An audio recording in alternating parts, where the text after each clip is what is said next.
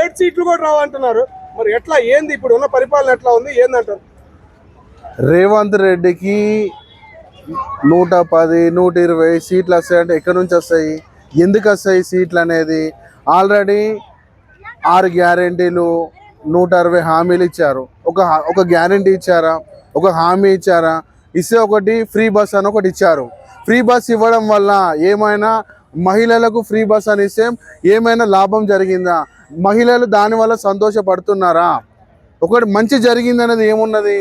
First of all ఏదైతే హామీలు ఇచ్చిల్లో, ఏదైతే గ్యారెంటీలు ఇచ్చిల్లో అవన్నీ ఇచ్చిన తర్వాత రేపు మీరు కూడా మొత్తం 119 నియోజకవర్గాలు ఉన్నాయి. 119 నియోజకవర్గాలు మొత్తం మీకే వస్తాయని మీరు అనండి. అర్థమైందా? హామీలు ఇవ్వలేదు, గ్యారెంటీలు ఇవ్వలేదు, ఏమి ఇవ్వకుండా ఇట్లా అని ఎంత అంటారు?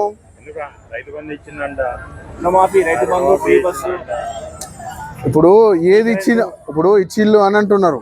ఇవన్నీ అది ఇస్తాము ఇది ఇస్తాము అంటున్నారు. ఇచ్చినాము మాకు వచ్చింది అనేసి మీరు కూడా ఒకసారి పబ్లిక్లలో తిరిగి చేసుకోండి.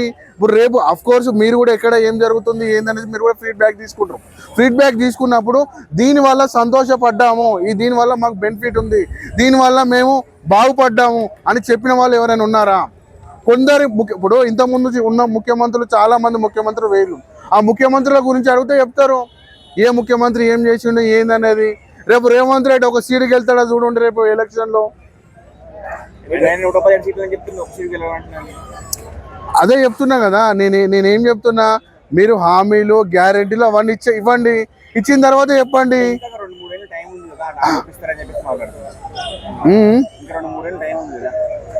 మనము మీరు ఎప్పుడైతే చెప్పారో ఓకే ఇది ఎప్పుడు ఇస్తా అని చెప్పారు, రేపు గెలిచిన 2వ రోజో 3వ రోజో మేము ఇస్తాము చేస్తాము అని చెప్పారు.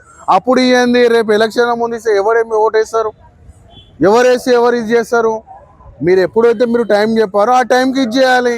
ఇప్పుడు చాలామంది ఒకసారి మనము రేవంత్ రెడ్డి అంటే ఎవరో తెలియని వాళ్ళు కూడా ఏంటి అంటే ఇప్పుడు ప్రస్తుతానికి ఉన్న ముఖ్యమంత్రి ఎవరైతే ఉన్నారో ఆ ముఖ్యమంత్రి వల్ల నష్టపోయినాము, మాది హైడ్రా కూల్చేసిళ్ళు, ఇల్లు కూల్చేసిళ్ళు, మేము ఎంతో లోన్ తెచ్చుకున్నాము, అది చేసినాము, లోన్ తెచ్చుకొని మేము ఇల్లు కట్టుకున్నాము, ఇప్పటి వరకు లోన్లు కూడా తీరలేదు అని ఒక్కొక్కరు ఎంతమంది జనాలు ఇబ్బంది పడుతున్నారు. ఒకసారి మొత్తం చూడండి, ఎక్కడ పడితే అక్కడ పబ్లిక్.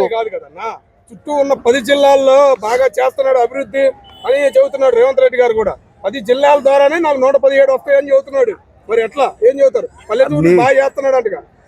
మీరు పల్లెటూరు గురించి చేస్తున్నారు అని అంటే పల్లెటూరులో కూడా ఎక్కడైనా అంతే ఏది ఉన్నా కూడా.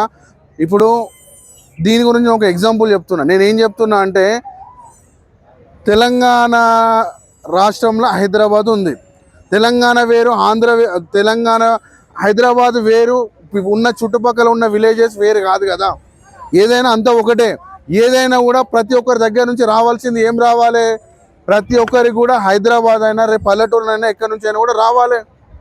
అర్థమైందా? రేపు ఇప్పుడు ఇక్కడ పల్లెటూరు వాళ్ళు రాలేదా? ఎవరు రాలేదా? పల్లెటూరు వాళ్ళు వచ్చి ఇక్కడ ఎవరు లేరా ఇక్కడ? అవునా? కేసీఆర్ ఓటమికి కూడా ఇదే కారణం. హైదరాబాద్ ఒక్కటే చూశాడు కాబట్టి హైదరాబాద్ లో గెలిచాడు, మిగతా జిల్లాల్లో ఓడిపోయారు, ఒక్క సీటు కూడా రాలేదు కదా అని చెప్పి విమర్శలు వస్తున్నాయి. మరి దీన్ని ఎట్లా మళ్ళీ అదే గతి పట్టిద్ది అని కళాఖండ్గా రేవంత్ రెడ్డి గారు చెబుతున్నారు. మరి దీన్ని ఎట్లా స్వాగతిస్తారు మీరు?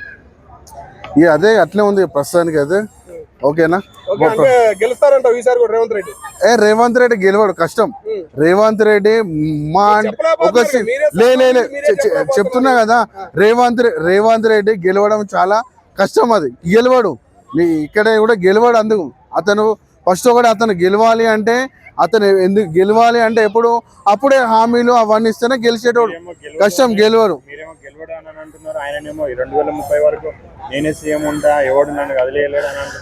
అరే ఇప్పుడు ఇది ఆయన అన్నంత మాత్రాన ఇది కాదు కదా. ఇప్పుడు రేపు నేను ఒక మంచి సెలబ్రిటీని అవుతాను, నేను కూడా చెప్పుకున్నంత మాత్రం కాదు కదా. ఇప్పుడు అవన్నీ ఎవరైనా నేనైనా చెప్పుకోవచ్చు, అది అనేది కాదు. ఇప్పుడు రేవంత్ రెడ్డికి చేసిన పనులకి కేసీఆర్ చేసిన పనులకి తేడా ఏంటి? ఇప్పుడు కేసీఆర్ అన్నప్పుడు వాస్తవంగా ఆయన ఒక 10 సంవత్సరాలు సీఎంగా పనిచేసిండు. సీఎంగా పనిచేసినప్పుడు కేసీఆర్ కొన్ని పనులు చేసిండు అని చెప్పుకునేడానికి జనాల దగ్గర ఉంది. ఎంతో కొంత మాకు మేలు చేసిండు అని ఒక దాదాపు ఒక 50% పబ్లిక్ అయినా కూడా కేసీఆర్ గురించి ఈ విధంగా చెప్పుకుంటారు. కానీ రేవంత్ రెడ్డి గురించి కూడా 10%, ఒక 5 మా అంటే ఒక 5% చెప్పుకుంటారు కావచ్చు, 2% చెప్పుకుంటారు కావచ్చు, 5% కూడా అవసరం లేదు, 2%. మామూలుగా ఒక 50% అయినా కూడా కేసీఆర్ 10 సంవత్సరాలు సీఎంగా ఉన్నప్పుడు ఆయన గురించి గొప్పగా చేపించుకున్నాడు. ఆ 50%లో వాళ్ళు చెప్పుకునే దాంట్లో కూడా ఫలితం ఉంది.